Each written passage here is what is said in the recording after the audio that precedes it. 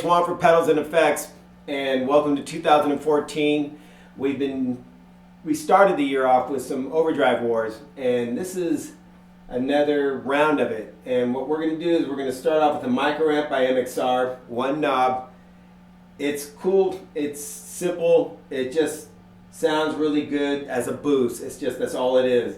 This guy is the Monarch by Earthquaker Devices. It has treble, bass, gain, and level. And here we have the bass booster by Xotic effects, and it has volume, gain, bass, and treble. So very similar as far as the knob configurations, but they sound very different.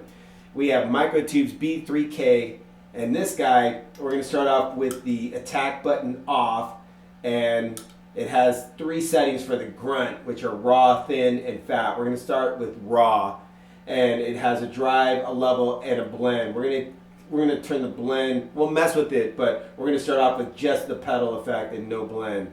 And then I put the depths at the end so you can hear what a pedal like the depths, it's like a univibe type pedal, and what happens when you overdrive in front of it. And so you'll hear how all 4 of these will affect this pedal differently. And that, I think it's important to keep in mind when you're using overdrives. So let's start with the bass line, and this is the Micro Amp.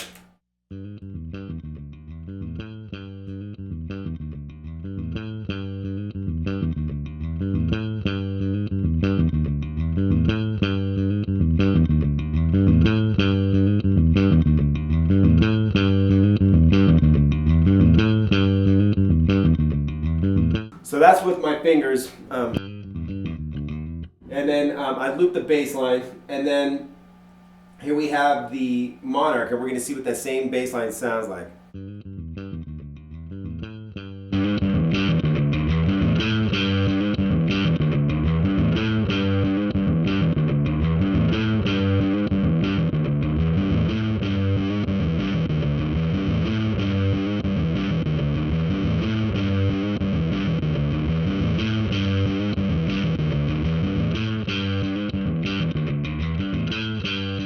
So that's the Monarch. So I try to find like real nice spots that I think sound good with the bass line, and then stop it and just let the pedal do its thing so you can hear.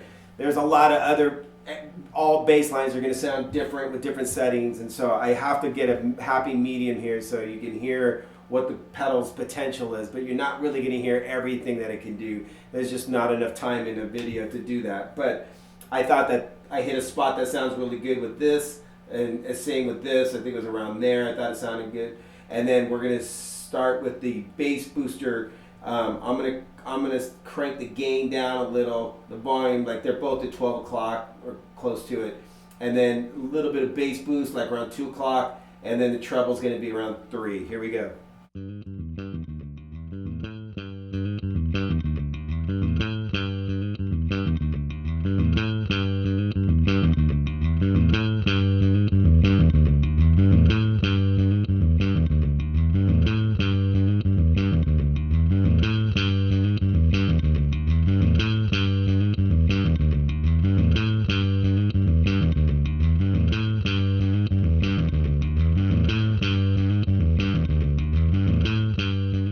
So right off the top, I want you to know that I think that this sounds different with fingers in the sense that it's not so much a distortion or an overdrive, it's really a boost. It has a gain, but it doesn't really gain it out into a full distorted situation.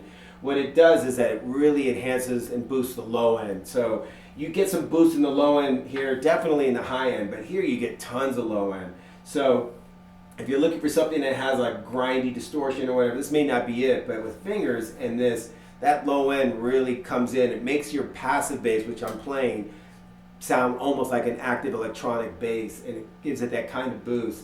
Really clear, really defined. It's not a lot of gain. Would be cool to see if it had a little bit more gain, but either way, it's a big beefy boost. Let's try the Microtubes B3K.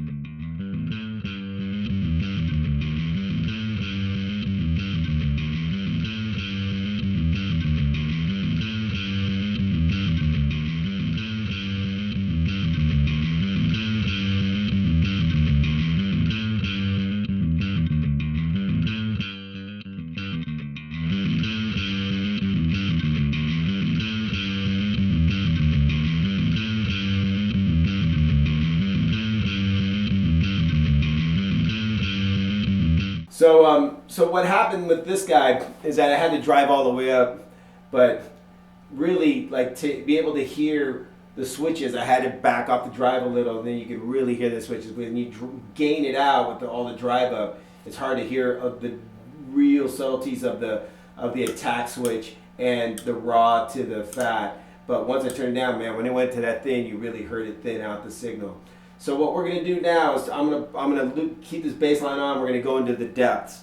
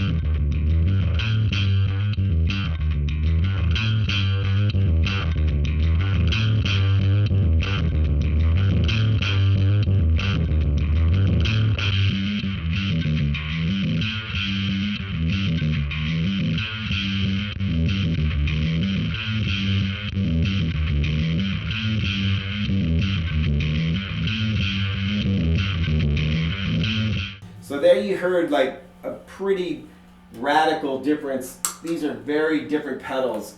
I think you will hear a whole different animal too when I go with a pick and I loop a bass line with a pick. You're going to hear a lot different sound quality with all of these pedals.